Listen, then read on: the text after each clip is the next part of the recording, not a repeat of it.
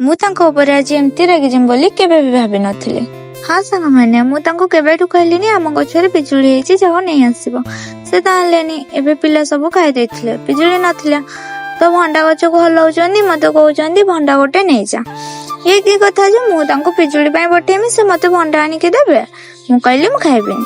ମତେ କହୁଛନ୍ତି ହଉ ଆସ, ମୁଁ ତତେ ଆଉ ଗୋଟେ ଜିନିଷ ଦେବି। ତାପରେ ମୁଁ ତାଙ୍କ ସହିତ ବି ଯାଇଥିଲି, ଆଉ ମତେ ବେଲ ଗଛ ମୂଳେ ଛିଡା କରିକି କହୁଛନ୍ତି ଏଇଥିରୁ ଗୋଟେ ନେଇଯା।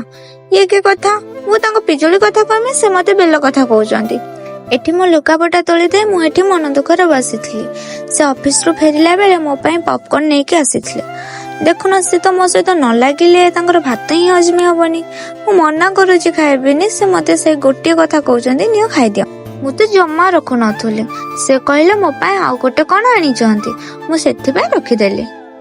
ମତେ ଆଣି ଥମ୍ସଅପ୍ ଟେ ଧରେଇ ଦେଇଥିଲେ, ଆଉ ମୁଁ ଥମ୍ସଅପ୍ ଟିକୁ ଆଗ ପିଇ ଦେଇଥିଲି, ପପକର୍ନ ଖାଇଲି। ଦେଖୁନାହାନ୍ତି ସାଙ୍ଗମାନେ, ସବୁବେଳେ ସେ ଗୋଟେ ମୋ ସହିତ ଲାଗନ୍ତି। ଆଜି କେମିତି ମୁଁ ତାଙ୍କ ସହିତ ଲାଗୁଛି, ତାଙ୍କୁ ଦେଖେଇବି ଆଉ ଖାଇବି, ତାଙ୍କୁ ଜମା ବି ଦେବିନି। ଲାଷ୍ଟ କୁ ତାଙ୍କୁ ଦିଟା ଦେଇ ଦେଇଥିଲେ। ଦେଖୁନାହାନ୍ତି କେମିତି ଷ୍ଟାଇଲରେ ଖାଉଛନ୍ତି। ଆଉ ମୁଁ ବି ତାଙ୍କୁ ଟିକେ ଦେଖିକି ଷ୍ଟାଇଲରେ ଖାଇବି ବୋଲି ଟ୍ରାଏ କରୁଥିଲି, ହେଲେ ତ ମୋର ହଉନଥିଲା। ସେ ମତେ କହିଲେ ତୁ ଆଙ୍କର, ମୁଁ ତତେ ଖୁଆଇ ଦଉଛି। ହଁ ସାଙ୍ଗମାନେ, କଣ ହେଇଛି କେଜାଣି ଆମ ଭିଡିଓରେ ଜମା ବି ଭିଉ ଯାଉନି। ଆଉ ଆମ ଭିଡିଓ ଆପଣମାନଙ୍କ ପାଖରେ ଯଦି ପହଞ୍ଚୁଛି ତ ଲାଇକ୍ ଆଉ ସେୟାର ନିଶ୍ଚୟ କରିବେ। ରହିଲୁ, ଜୟ ଜଗନ୍ନାଥ।